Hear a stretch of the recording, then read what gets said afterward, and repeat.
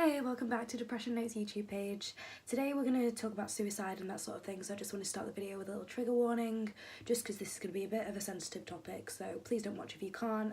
And today's video is just going to be like how to help your friends if they're possibly having suicidal thoughts, so I'm basically using the NHS website just to help me out here, just to, what to do if you might think someone might have suicidal thoughts and stuff like that. So if you want to continue watch the video, please do.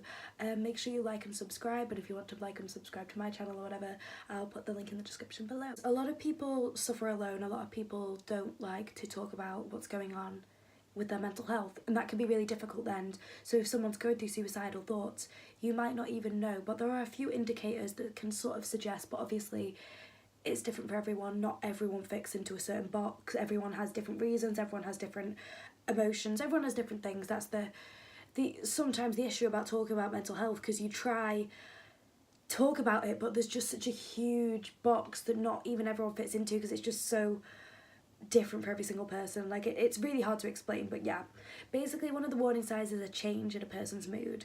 So say if a person's acting differently, and if you are someone's friend, if you're someone's family member, it can be quite easy to notice, oh, there is a little bit of a change, and maybe that change means nothing, maybe that change is just something small, but maybe sometimes it might actually mean something. So if you do notice a change in someone's personality and change in their mood quite constantly, maybe moods going up and down, you think, or maybe a constant low mood with someone, maybe check on them, just check if they're okay and stuff like that. The things can include acting recklessly and turning to drugs or alcohol. So if you'll notice your friend, possibly they don't do this before, this could be quite a new thing, or possibly a prolonged thing, but if someone's turning to these things, it could be potentially because they have suicidal thoughts.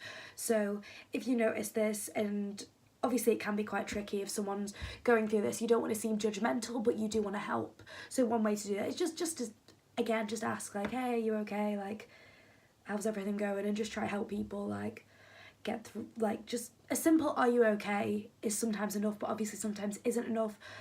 But sometimes you might want to, give advice, and that's a difficult thing, because obviously everyone's different. This is the thing, that's why it's so hard, because sometimes you can just ask people, like, what do you want me to do for you? Because maybe they don't want advice, maybe they don't want the phone numbers, maybe they don't want, internet pages on how to cope with depression, how to cope with suicidal thoughts. Sometimes they might just want someone to listen to them, and I've said this in a few previous videos and stuff just about that sometimes people do just need someone to listen. So the first step I would always just recommend is, are you okay?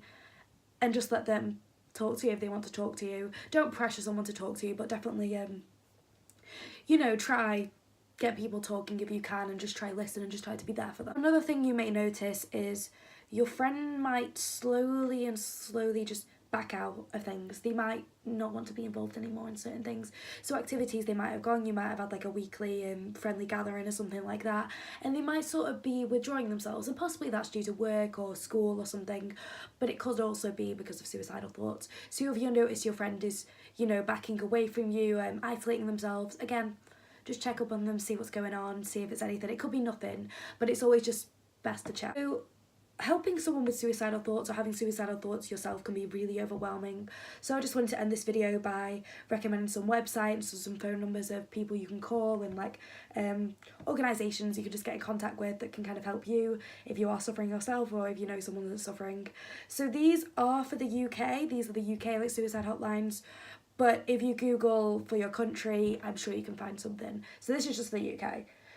So I've just got it on my laptop, so I'm just going to read it out. So the first one I think that most people are aware of is the Samaritans, which is for everyone. It's a 24-hour service, so you can call them on 116 123, or email them at jo@samaritans.org. And then next one is CALM, which is Campaign Against Living Miserably, which is for men, and you can call them on 0800 585858, which is 5 p.m. till midnight. And you can also visit their website, and they have like a web chat page where you can talk to people. Another one is Papyrus, which is for people under 35, and that one is 0800 068 4141, which is Monday to Friday 10 a.m. till 10 p.m, weekends 2 p.m. to 10 p.m. And you can also text them and email them as well, and if you go on the NHS website or stuff like that, you'll be able to find that. Another thing is Childline. If you're in the UK, you might be aware of this. This is for people under 19. It's It's good service. The phone number doesn't show up a phone bill, so it's really handy if you are under 19 and you possibly don't want to talk to your parents about this and stuff. So that number is 0800 1111. So yeah, they're just a few numbers just for the UK, just for reference.